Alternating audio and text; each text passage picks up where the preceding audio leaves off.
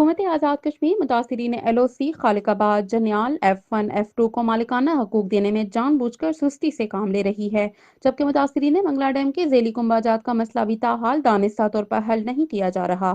عوام کو بے حد اذیت اور پریشانی میں مبتلا کیا جا رہا ہے اور اب اس رویے پر خاموش رہنا ممکن نہیں رہا۔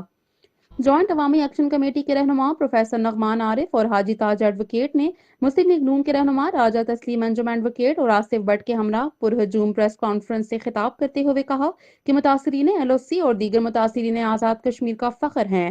یہ وہ لوگ ہیں جنہوں نے بھارتی مظالم برداشت کیے، اپنے پیاروں کی شہادتیں دیکھیں، زخمی ہوئے اور جانیں بچا کر یہاں پناہ لی۔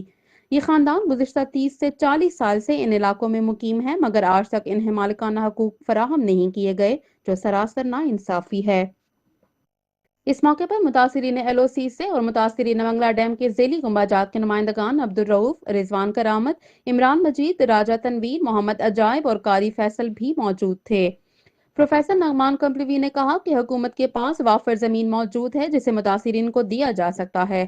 ہم مطالبہ کرتے ہیں کہ متاثرین منگلا ڈیم کے ذیلی کنباجات کے لیے نیا سروے کیا جائے اور تمام متاثرہ خاندانوں کو فوری طور پر مالکانہ حقوق دیے جائیں۔ اگر حکومت نے 20 روز کے اندر اندر پیش رفت نہ کی تو ایک بڑی عوامی احتجاجی تحریک کا آغاز کیا جائے گا، جس کا دائرہ کار ضلع سے بڑھ کر پورے کشمیر تک پھیلا دیا جائے گا۔ انہوں نے کہا کہ ایک ریاست کا بنیادی دعویٰ یہ ہوتا ہے کہ وہ اپنے شہریوں کو چھت اور سہولیات فراہم کرے، مگر یہاں صورتحال بالکل الٹ ہے۔ اب مزید خاموشی اختیار نہیں کی جائے گی۔